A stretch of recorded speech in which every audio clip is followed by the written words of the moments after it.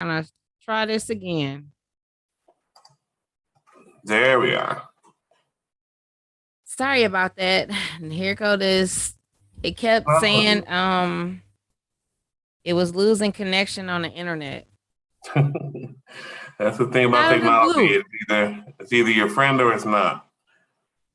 So let's get back into this. Of course, like we said, as you were talking about with success, sleeping is not an option, which is funny to me because that's one of my favorite things to do outside of the norm. But 18 hours a day or longer to pursue something you love to do is definitely a sacrifice, a conversation to be had, especially when you have family.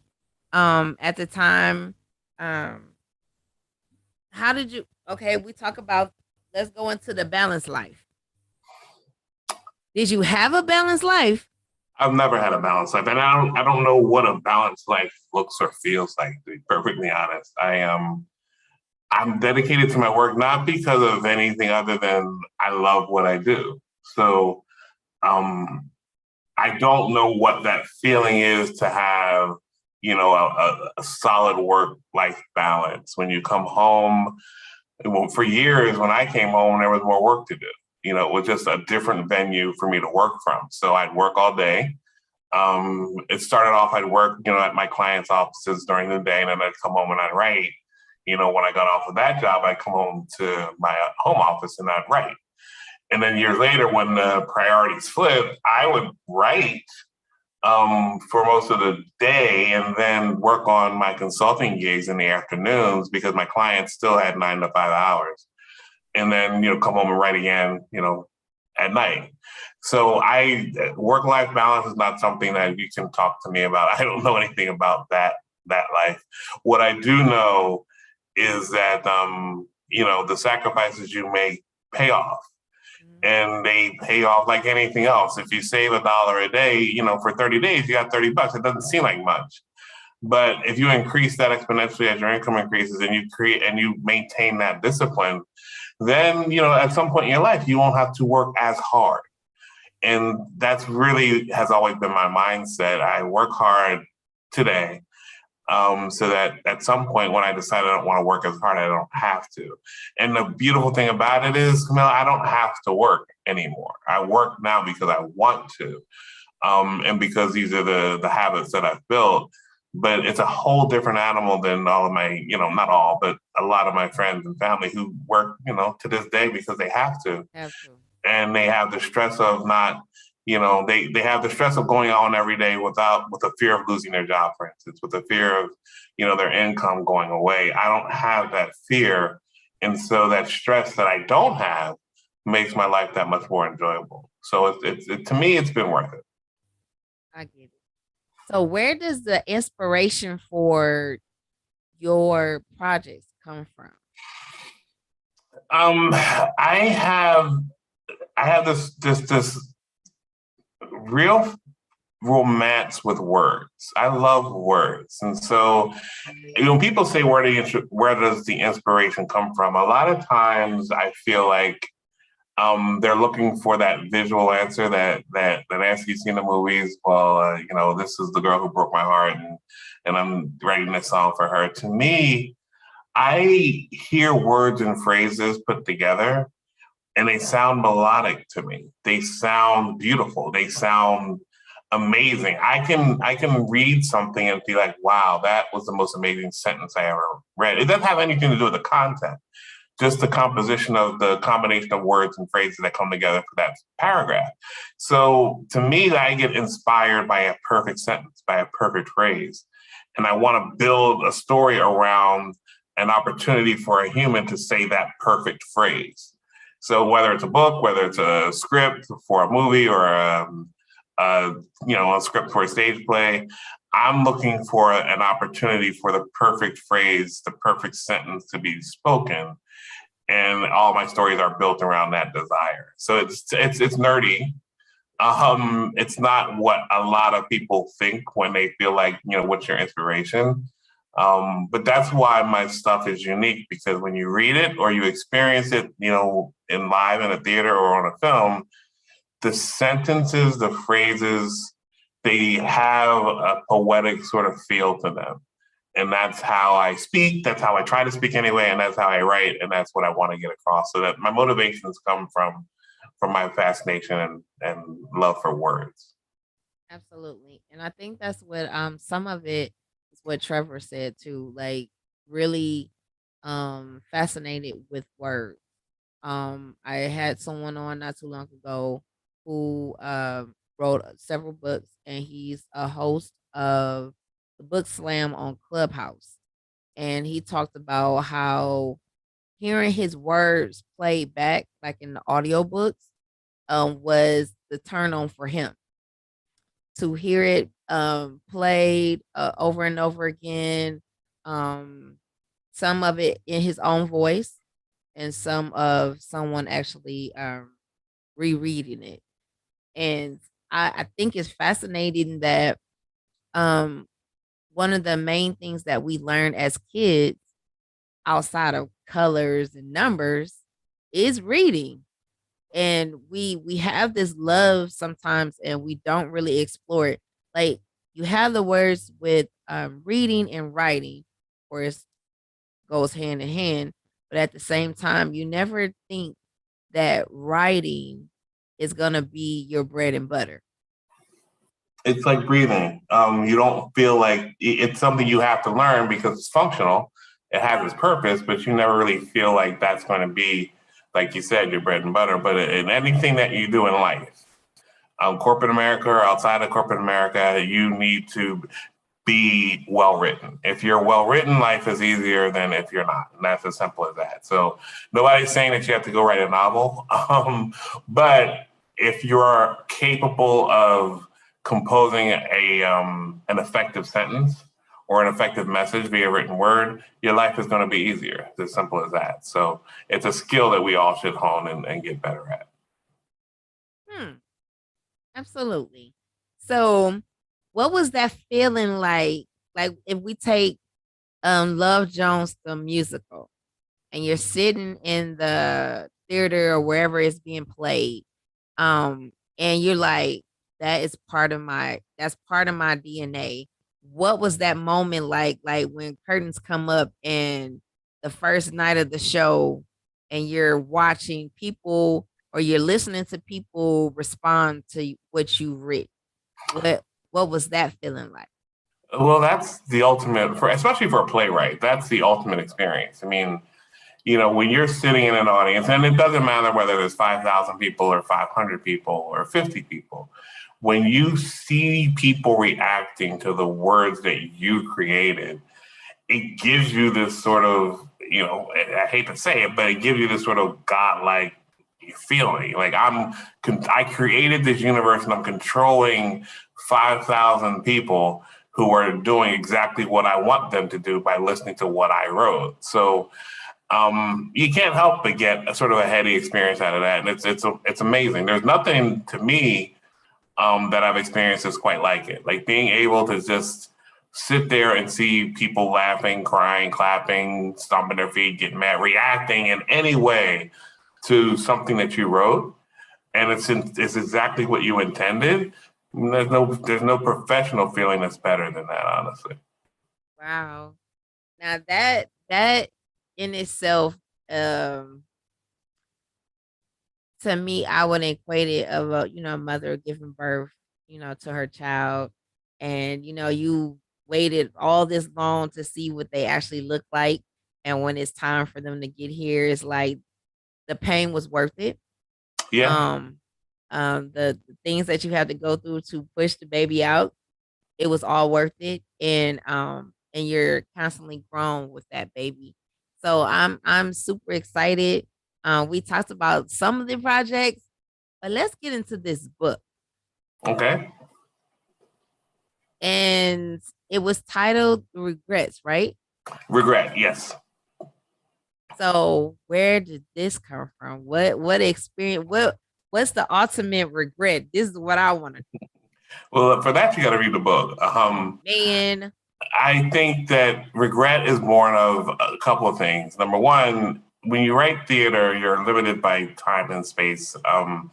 Because again, the physical limitations of a theater limit the kinds of stories you can tell. Even when you're making a movie, you're limited by budget, right? You can do pretty much anything, special effects wise and all that, but you ain't got the money, you ain't got no special effects. So you know what I mean? It's all limited by by reality.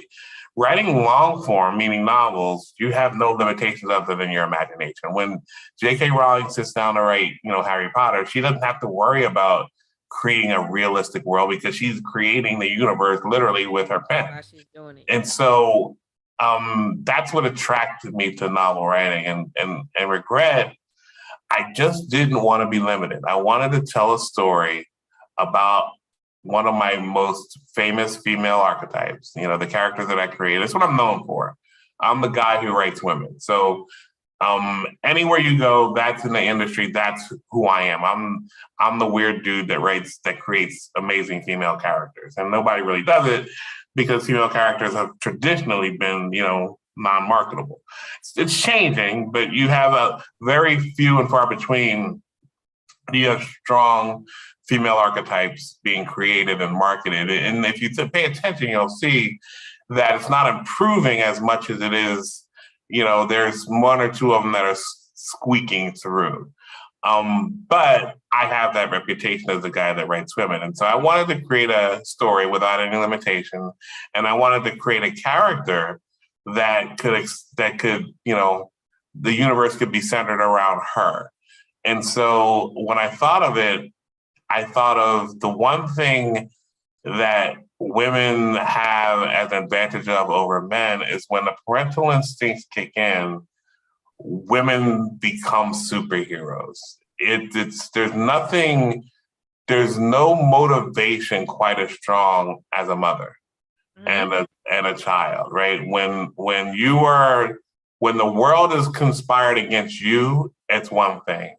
But when the world conspires against your baby, you'll make some decisions that are, relatively interesting, right? Because you are going to protect your child, period. Right. And so I wanted to create a story around that mindset and the female lead, she makes some very interesting decisions in defense of her child, our baby.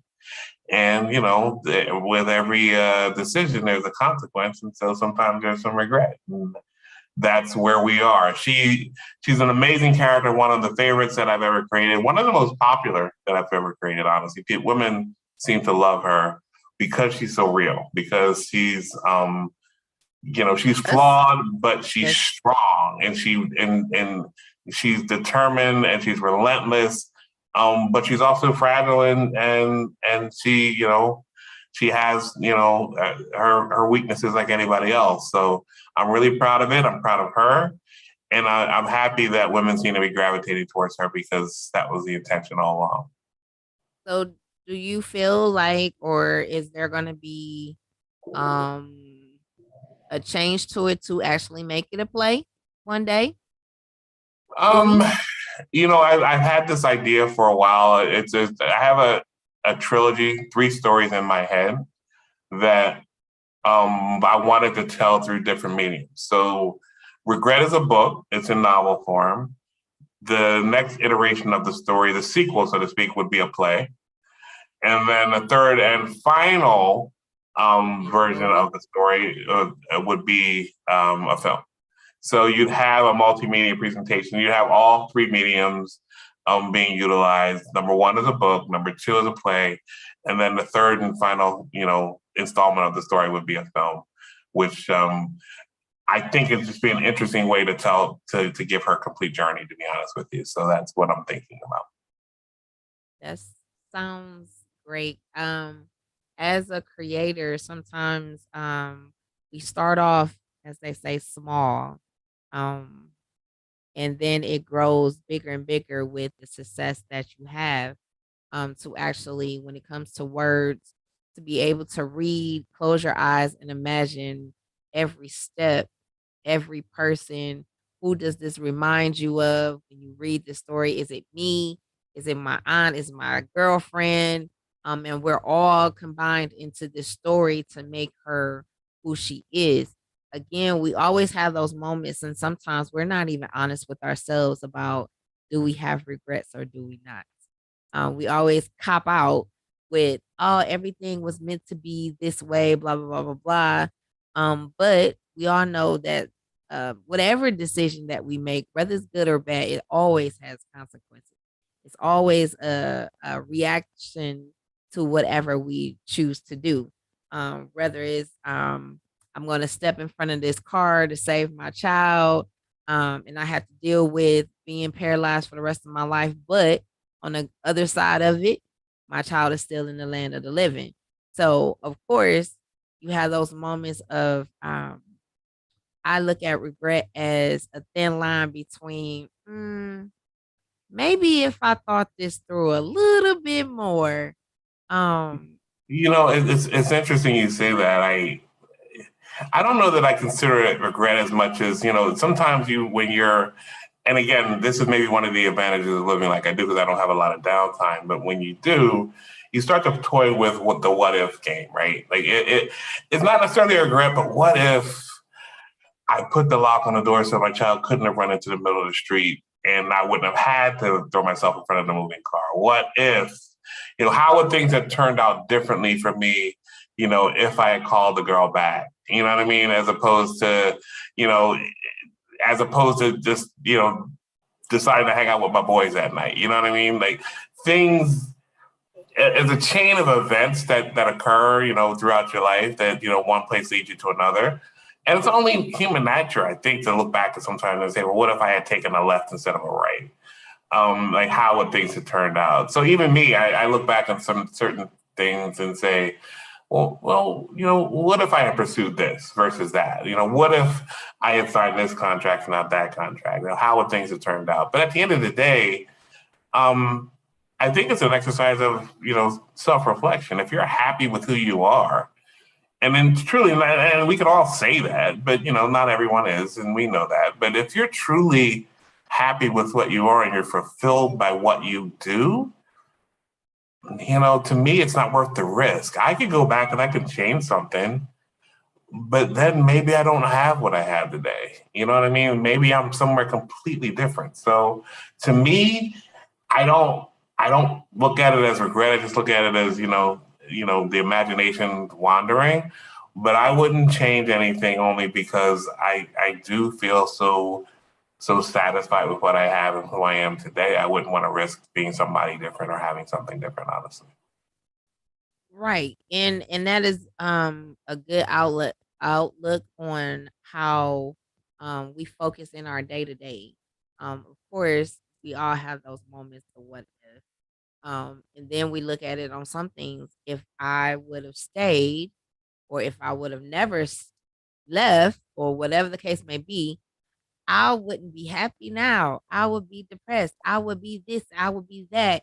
And we as society sometimes do not really want to look at regrets because, again, um, one step left, one step right, I could have been a different person. It would have been a Yeah, different outlet. And that's um can be mind torturing, actually.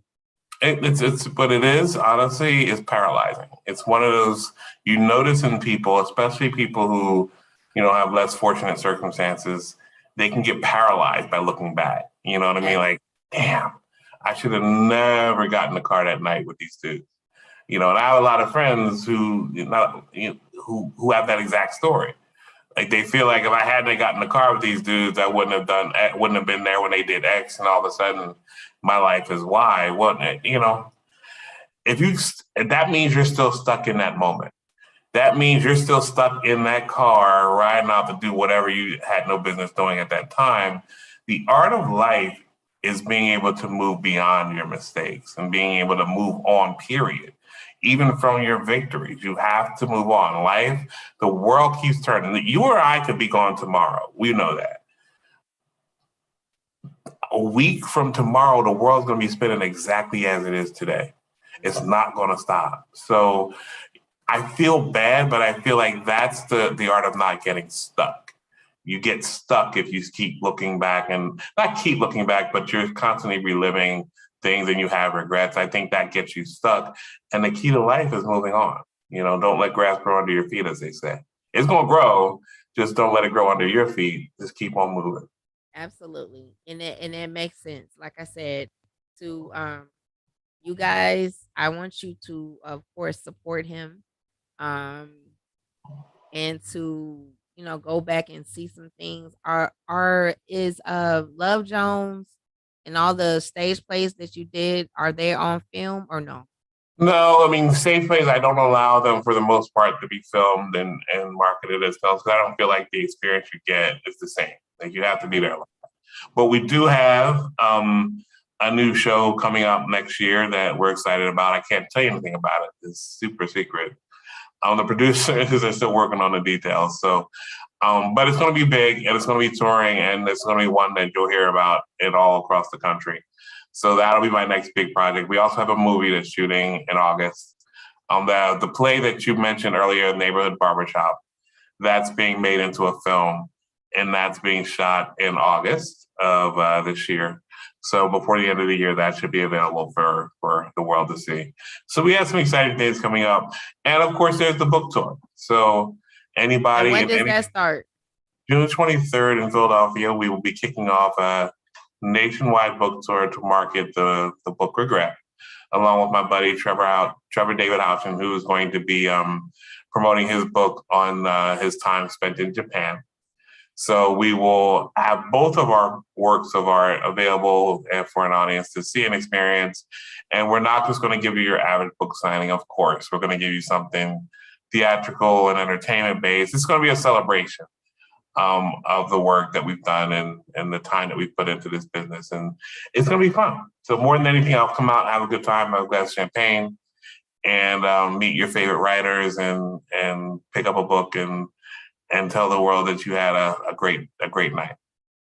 Absolutely. I well, who knows what's gonna happen? I'm not Absolutely. currently in Philly, but I have with the connection that I have with Beverly, I'm in a open mind.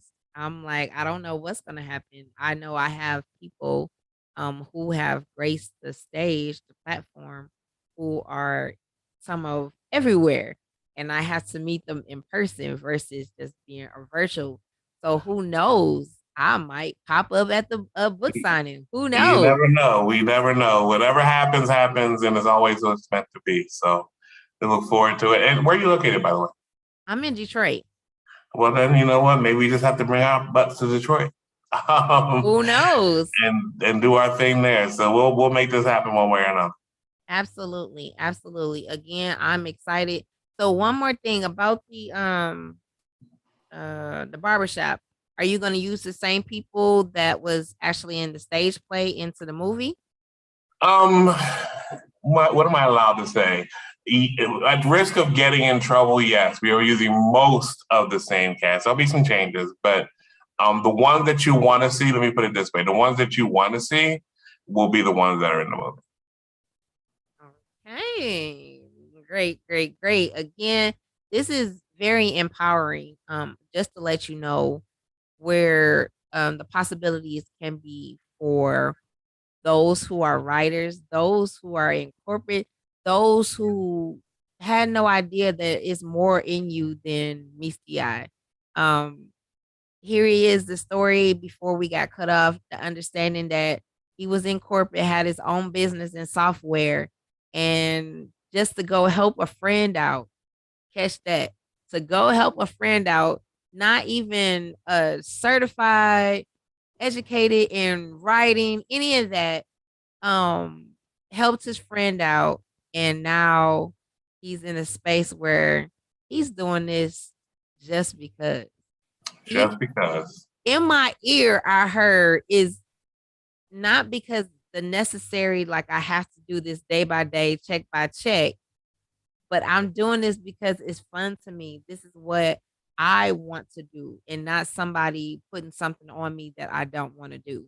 And so this is in speaking volumes to me, where you are creating, praying constantly that this becomes a TV show, that this becomes more than what this is, so I can leave my 9 to 5, not 7 to 3:30, whatever you want to call it, and do this full time to be able to help and connect and give hope to other people to be able to become who they didn't even know they can become. So you are inspiring me to live out my dreams, to jump out of the boat, go deeper in the water, um, go in the different body of water, because all water are not the same. So Exactly right. again, I'm excited to be able to talk to you. I know we had technical difficulties today, which is weird.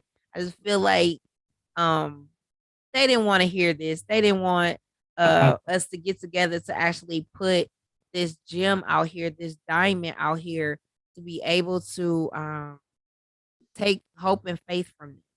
I heard a lot coming from you that again, I can go to bed tonight with a smile on my face, being motivated tomorrow that I can too do something that um, everybody can sit down, listen to, can walk away from and feel like I just experienced something that I've never experienced before. Whether I'm reading a book, listening to music, whether I'm in there just sitting there and watching um, my baby come to life, has been the best nightcap I could ever think about. Well, thank you so much. I appreciate that. Let's see. Before we go, I always ask this question. Now we already knew you said you never understood, never experienced the balanced life, so we're not gonna ask that question. So, how are you as a father? It's one of the things I struggle with. I can't answer that. You have to ask my daughter, and I have to ask her when she's 35. She's 13 now, so we're still in the midst of it. I'm like anybody else. I do the best I can. And I think more than anything else, I want her to live a life that's free of fear. And it's hard. I mean, it's hard, especially today with the way kids are raised. It's not like, when we were coming up that you just were sort of thrown into the water and you had to figure it out. Now we're ushering them everywhere. We're like their limo drivers, and they don't get to experience the world through independent eyes like we did. So it's hard, but I just don't want her to be limited by her own fears, by fear of failure, by fear of what other people think, fear of judgment. The people that I know who are the unhappiest are the ones who care the most about whatever other people think. And Absolutely. so, if I can do nothing else for her, I just want to instill upon her a fearlessness that allows her to pursue everything that she wants, um, without limitations and without fear of failing or fear of being judged. Just go for it. And life has a way of rewarding faith, whether you're religious or not. If you believe enough in anything to commit yourself to it, and you actually commit yourself to it, life has a way of rewarding you. So, what kind of father am I? The kind that tries really hard.